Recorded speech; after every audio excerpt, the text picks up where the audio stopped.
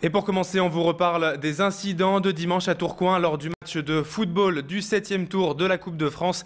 Les Tourquenois jouaient contre Viry-Châtillon, mais le match a été interrompu à la 30e minute suite à des violences sur et en dehors du terrain. Une quinzaine de jeunes sont entrés sur le terrain et se sont mêlés aux bagarres. Suite à ces événements, le club risque une sanction financière et peut-être même une exclusion pure et simple de la compétition pour cette année et même l'an prochain. Écoutez Fabien Desmet, le coprésident du Tourcoing FC. Il s'exprime à propos des sanctions possibles pour son club. On l'écoute. Ce qu'on encourt, il s'agirait de sanctions diverses. La première, ce serait effectivement de faire fermer notre terrain provisoirement, éventuellement une sanction financière. Mais là, moi, je le dis tout de suite. Encore une fois, moi, je refuse qu'on tape sur les petits clubs amateurs, qu'on ait une part de responsabilité, je suis d'accord, mais moi, je ne me sens pas coupable. On reste des bénévoles avec un petit budget. Si aujourd'hui, nous, on a une grosse sanction financière, moi, je vais m'y opposer très fortement. On a environ 550 licenciés. Si c'est ça, moi, je vais remettre les licences sur le bureau du président de la Fédération française de football et on va parler du football amateur. Et alors que le tirage au sort du prochain tour de cette Coupe de France doit avoir lieu demain, Tourcoing sera fixé sur son sort disciplinaire le lendemain, jeudi. En bref, le corps d'une femme âgée a été découvert dans la Deule hier par une brigade de gendarmerie au niveau de Quesnoy-sur-Deule. Une enquête a été ouverte et pour le moment la piste du suicide est privilégiée. Une autopsie doit être réalisée ces prochains jours afin d'identifier le corps. Traverser la frontière pour aller travailler, rien d'original, des milliers de personnes le font chaque jour dans les deux sens.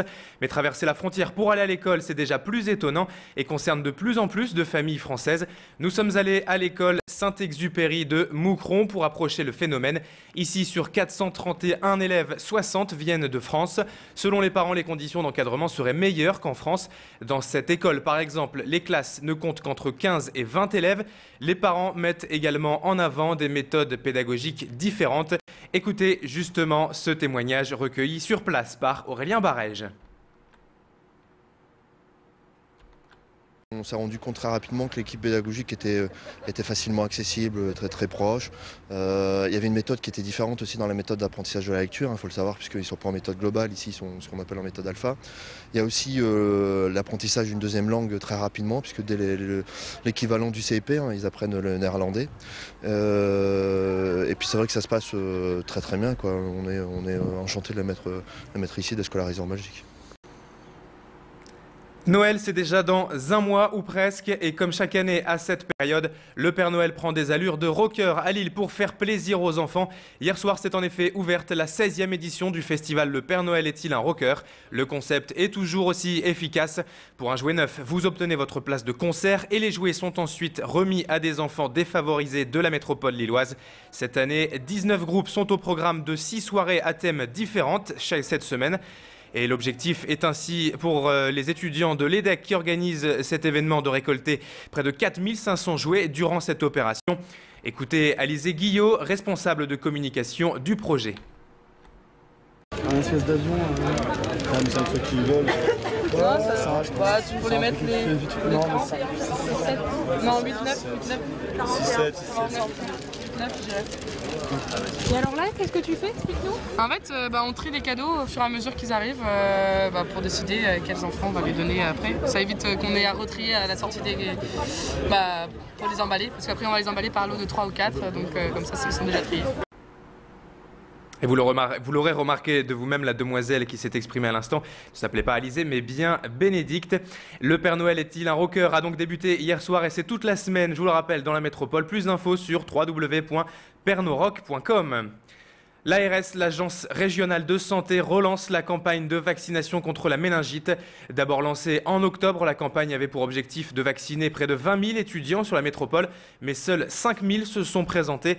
Alors pour relancer l'opération, l'ARS sensibilise de nouveau. Pascal Fortioli, le directeur adjoint de l'agence, était sur notre plateau hier. Il explique pourquoi il faut se vacciner. On l'écoute. Dans le cadre du méningocoque C, et on parle bien du C, on a un risque de mortalité de 15%, un risque de séquelles graves neurologiques et amputation de 30%. Donc ça veut dire que c'est sérieux. ne faut pas prendre ça à la légère.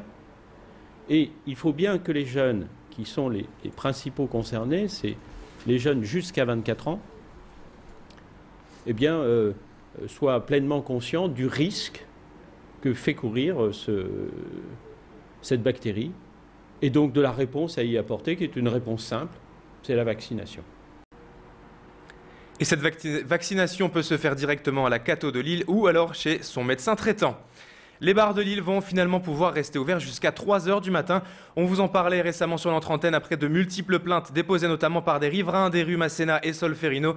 La mairie envisageait de réétudier la situation et de revenir à des fermetures à 2 h du matin. La ville de Lille avait laissé aux gérants le week-end pour qu'ils puissent montrer leur engagement contre les nuisances sonores. Et visiblement, le test a été concluant. Ce week-end, aucune plainte n'a été reçue par la mairie. Les patrons de bar ont joué leur rôle et ont veillé au respect des riverains. On écoute Roger Vico, adjoint au maire, joint par téléphone. J'ai étudié ce matin attentivement les rapports de police du week-end, puisque j'avais demandé à la police nationale à la police municipale, d'être particulièrement attentive. Le bilan semble positif, puisque visiblement il y a une reprise en main assez efficace de la part des exploitants de bars, hormis 1 ou 2 débordements. Tout ce qui concerne les rassemblements excessifs, la gestion de la porte, ce week-end, tout ceci s'est bien déroulé. C'est la fin de cette édition. Merci à vous de l'avoir suivi. On se retrouve dans quelques instants pour la météo et le trafic. À tout de suite.